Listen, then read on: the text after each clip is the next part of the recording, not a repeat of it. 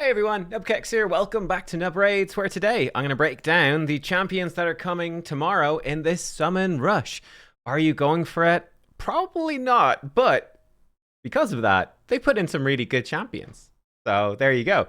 Yeah, Summon Rush, it starts tomorrow. It is part of the Princely Titan event. There are 300 blossom points in there, and of course there's 1750 total. So if you're looking to complete the entire Titan event, you need to get a minimum of 50 from this Summon Rush.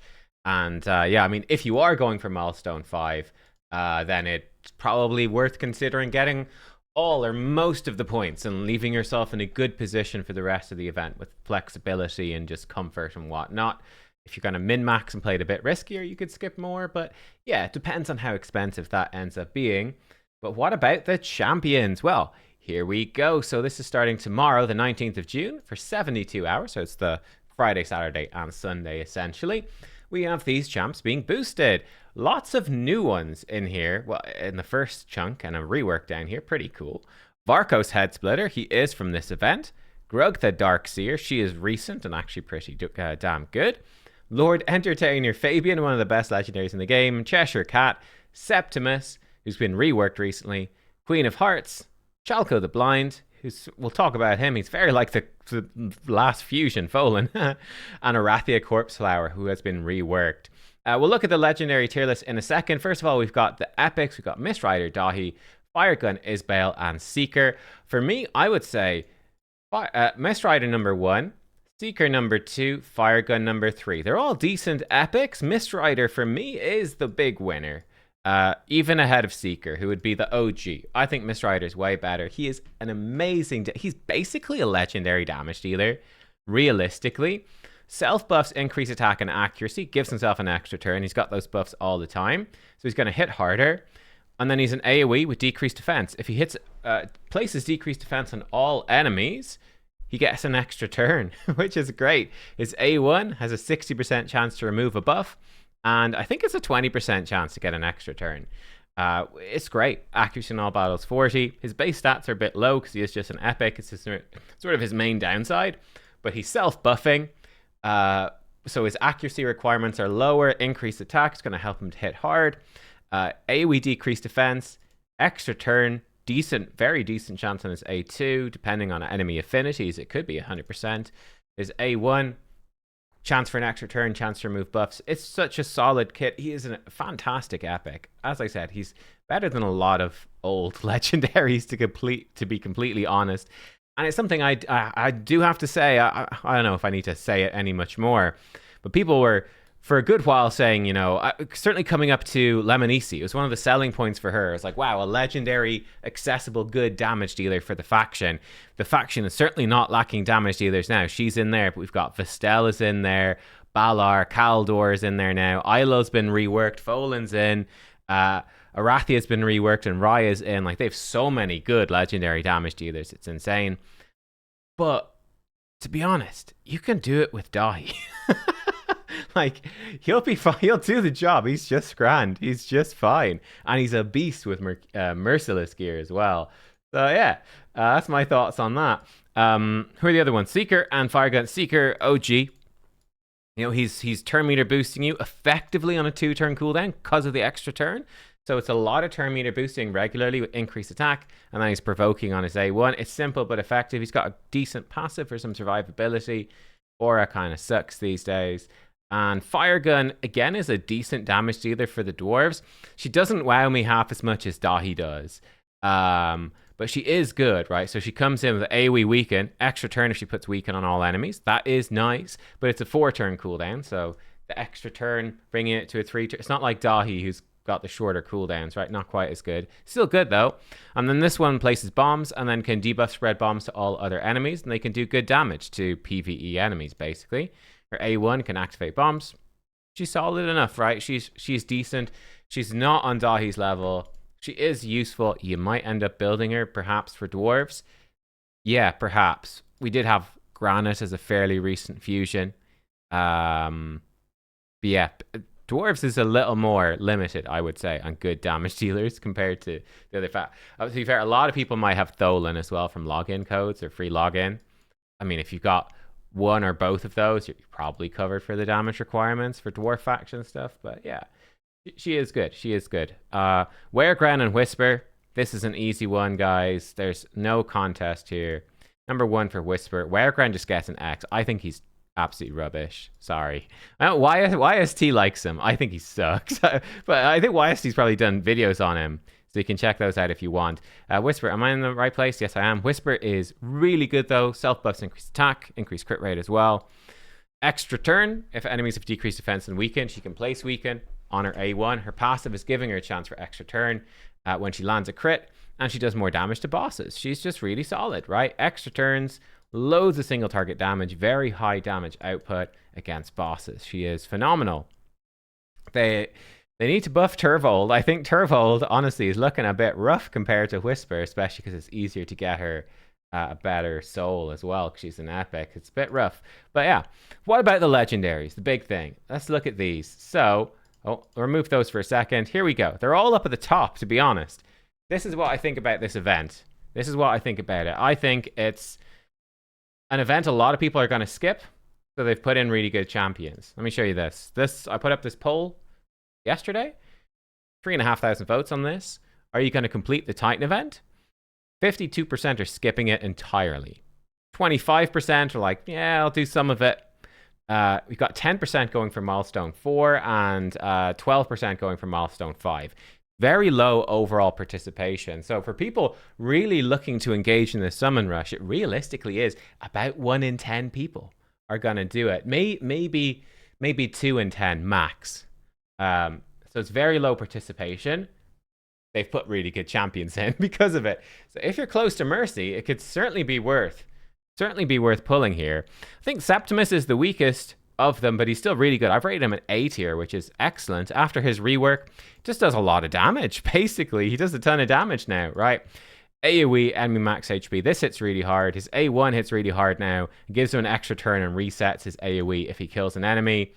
Yeah, he does more damage if the enemy is higher max HP than him.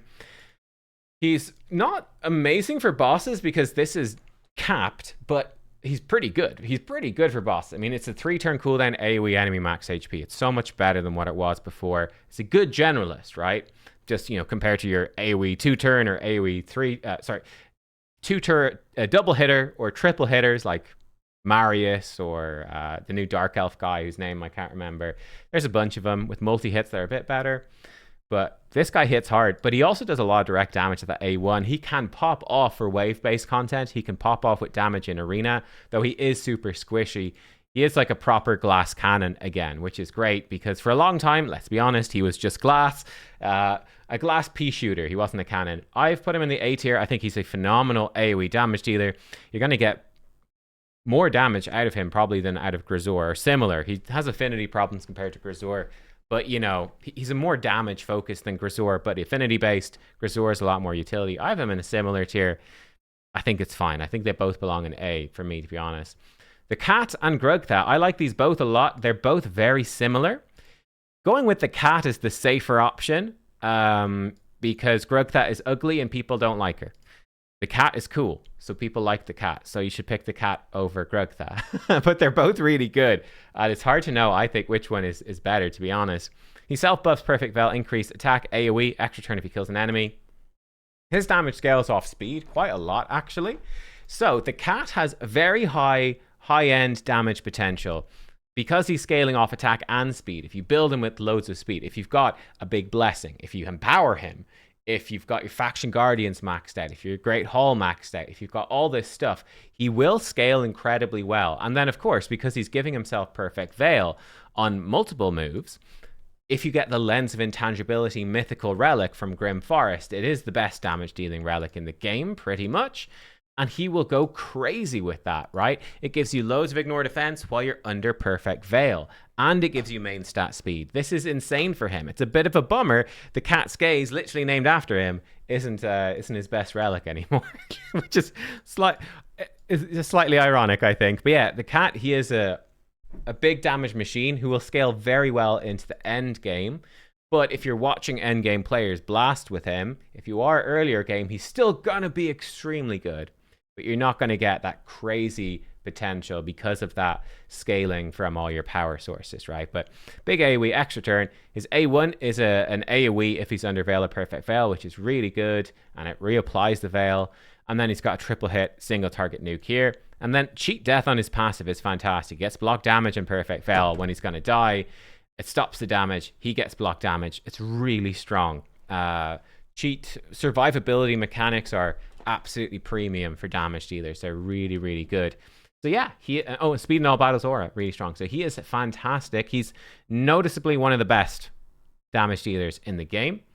Who do I have him up there with? Grugtha as well. Yeah, sorry, Grugtha. So she's ugly. So you're going to rate her lower because she's ugly, of course. But she is a damage machine. So you got double hit AoE with Shatter self buff. Destroys enemy defense, stacking up to 30%, and destroys max HP. Extra turn if she kills an enemy, so very similar. Her A2 equalizes the HP of all enemies, and then can ignore lots of defense or do an extra hit. And she permanently gains attack for the rest of the battle for each enemy killed. And then her A1 is an AoE, can be an extra hit for attack if their attack is lower than hers. She gets turn meter boost when she's full health, and she gets crits, and she generates a bit of a shield. Bit of survivability here. It's nowhere near as good as Cheshire Cat survivability. What you get with Grugtha, though, is massive AoE damage. Absolutely huge, and particularly when she starts killing people and stacking her attack. She is a monstrous AoE damage dealer. However, she does lack that. She's got a bit of a survivability passive, but the survivability is pretty shit, right? So compared to the Cheshire Cat, she's not going to have that arena impact. And as a magic affinity damage dealer, Cheshire Cat Spirit Affinity, that's a little bit more unusual. It's more unique. So I would give the edge, to be honest. I would rather have the cat than her, because the cat's better for PvP and he's Spirit, which is more unusual. But if you're looking for massive AoE damage, she is really good as well. Cat is also much better for Hydra than her. But I think they're both excellent. I've put Grugtha, my initial ranking, into A+. She's either A or A+, I think, and there you go. Now, Varos and Fabian. This debate is a little bit irrelevant unless you got these two, because I think these two are strong options. Varos, he might come down, maybe. I've been very impressed with him. He might come down to A+, or potentially I might move the cat up into S. I don't know, because I would rate them fairly similarly, to be honest. Now, when I think about the two compared to each other, I feel like they should be. I don't think the cat should be rated lower than him. He is an event champion. That would, to be honest, it's 50-50 as to whether that makes him worth chasing for or not. Reason is, it's not limited. He's not a limited champion. He will be permanently available. So he's no different from the cat in that respect. They're both permanently available event champions. But there's a decent chance we might get a guaranteed event for this champion. Now, if you pull him from shards, it means you could skip that event. And that's nice. That saves you a lot of resources, right? It could save you a ton of resources. But it could also mean, imagine you'd pull the cat instead, then you could get this guy guaranteed and you could have both, right? So that's the thing. He has self-buff, increased defense, counterattack, and shatter. And then he's got ignore block damage, A2, ignore unkillable, A1. It's a triple hit A1 when counterattacking, and he has self-buff counterattack, and you can have masteries trigger that. And then his A2 can be triple hit when joining ally attacks. And he joins ally attacks 15% of the time whenever they attack, 25% if they're a Dark Elf. And then whenever he counterattacks or joins in an ally attack, if he kills an enemy, they can't be revived, which is insanely good. So he's really strong in a Mercurial meta. He's very strong in Mercurial because he self-buffs with Shatter, and Mercurial helps protect his buffs. And he does enough damage anyway. He's really good against it because he's got multi-hits and counterattack and ally attack. He's really good against it. Very strong to block revive. He's a bit of a PvP menace. He's not quite as useful outside of PvP because he's pure single target damage. He will be good, but you know, he's not going to be wave clearing particularly fast, which is often what you're looking for. But I do like him a lot. But the clear winner, no question here, is Fabian. Fabian is still one of the best legendaries in the entire game, mostly for PvP, but dear God, is he good for PvP. He'll also help you with waves and Doom Tower and Grim Forest, like on another level, because he's pumping out petrifications and True Fears like it's nobody's business. He's punishing revivers with his passive. Yeah, he puts enemy skills on cooldown. He removes their buffs. Like, it's ridiculously good. He is so insanely good. He's insanely good. So yeah, he is the best PvP fusion we've ever had. arguably the best fusion. He's certainly up there. You've also got, I'd say, Newt, Mavara, Titus as well. All doing very different roles, like Newt dungeon farming, Titus clan boss farming, and Mavara just being freaking insane everywhere in the game. So yeah, they'd be the best ones, I would say. But Fabian's up there, so he would be my clear number one choice. I think you could go for any of these top three and be happy enough. I would be leaning towards probably moving Cheshire Cat up into S, to be honest, because of that PvP viability and shining. So I probably think I've probably underrated the cat a little bit. So I would say give Fabian number one, and I'd actually say the cat should come up here and be number two, to be honest. Barkos, I think, is excellent, but we might get a guaranteed event for him, which makes it less exciting. And then Grugtha is really good, but yeah, she's really good. But AoE damage, more wave content focused. Ogres is a terrible faction still for Faction Wars. It certainly helps there. But yeah, and then Septimus is also a good AoE damage dealer. He's a bit more early game friendly because that enemy max HP hit. He'll do really good damage against bosses with low gear requirements. So strong options. How about the Voids? Yeah, they're the Voids, surprisingly, really good options as well. So we've got 3 options for the Voids. Oh, I think I moved my... Oh, no, I did. I moved my Void circles ever so slightly. It doesn't really matter. The weakest option for me would be Chalco. Chalco is basically Folan, Silverheart, but better. He's Void Affinity, so no weak hit issues there. But he comes in like Folan. He's got block passives, decreased defense, and then he does a debuff spread on the second hit. The nice thing about him, something that makes him really nice, in my opinion, is that the debuff spread works even if the initial target is killed. That's really good, because Folan, it can be awkward, because Folan places decreased defense on his first hit.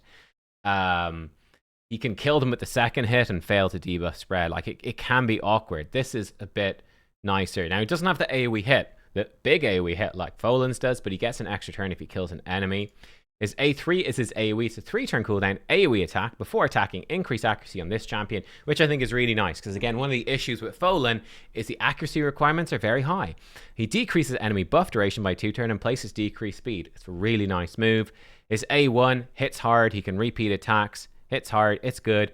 Then his passive is excellent as well, where he's immune to all crowd control. And whenever an enemy attempts to place one of them on him, he instantly activates. He basically gets a free counterattack with his A2, which is a double hitter with block passives, decreased defense, debuff spread. He doesn't get the extra turn if it triggers on the passive, but you get decreased defense, block passives, double hit, debuff spread.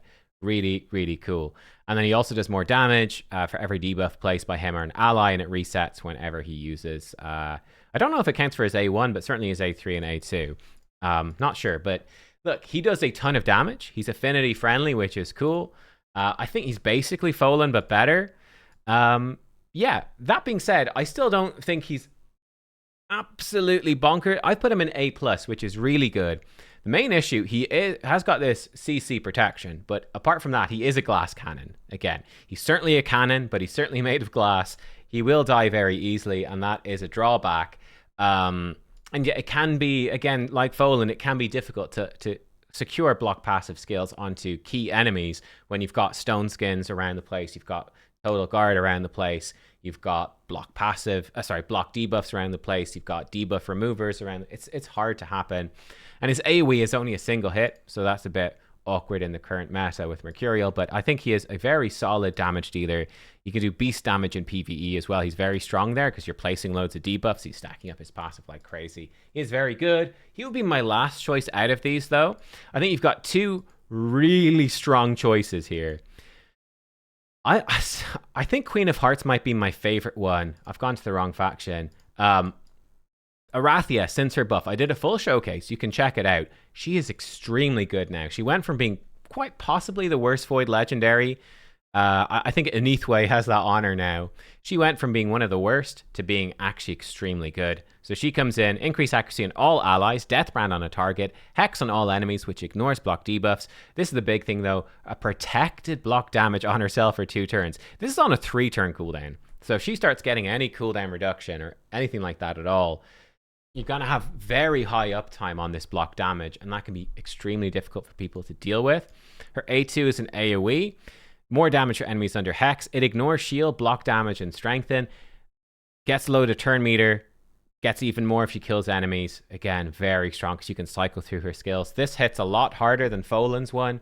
Folan ignores unkillable. She doesn't. She ignores a bit more stuff.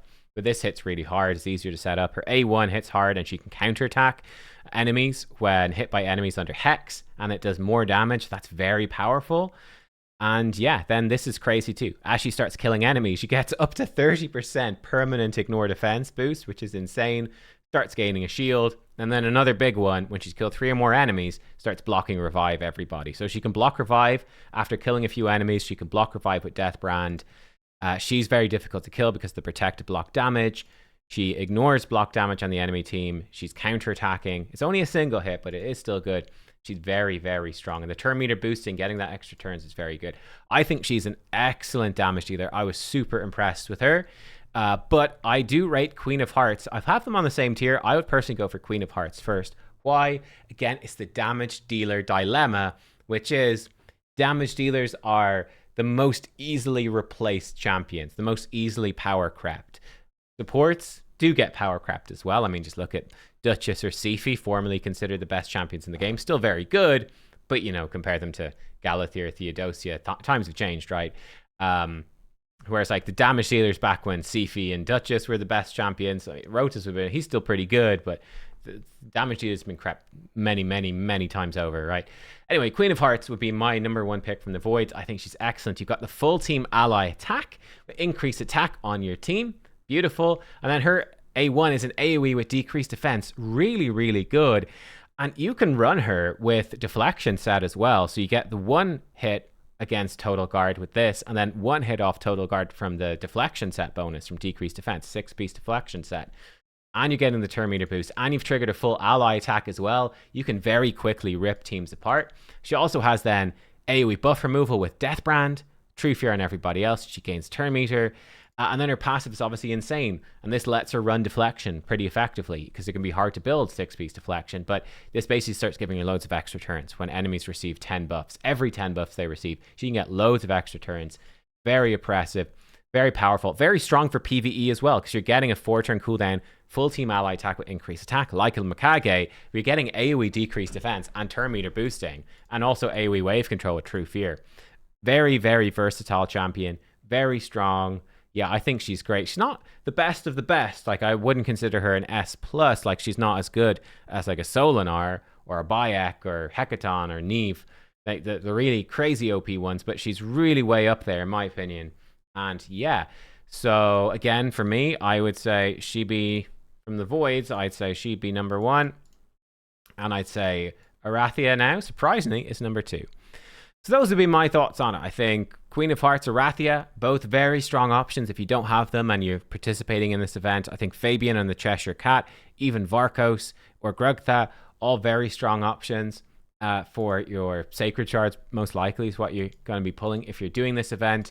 Yeah, I think it's a very strong 15x. It's not the best of the best. It's not, this 15x is so good that I'm doing this 15x just for the sake of it. Like, you know, if they put out 15x Solinar in the middle of the week with no events overlapping it, the Kraken, like, they're gonna, it's amazing they don't do it more often. Imagine how much money they would make. I guess they want to keep things scarce, so they really squeeze everyone as much as possible, I suppose. But imagine how much money, like, genuinely, you've got, the amount people spend on these shard events is insane. It's insanity. People would do that.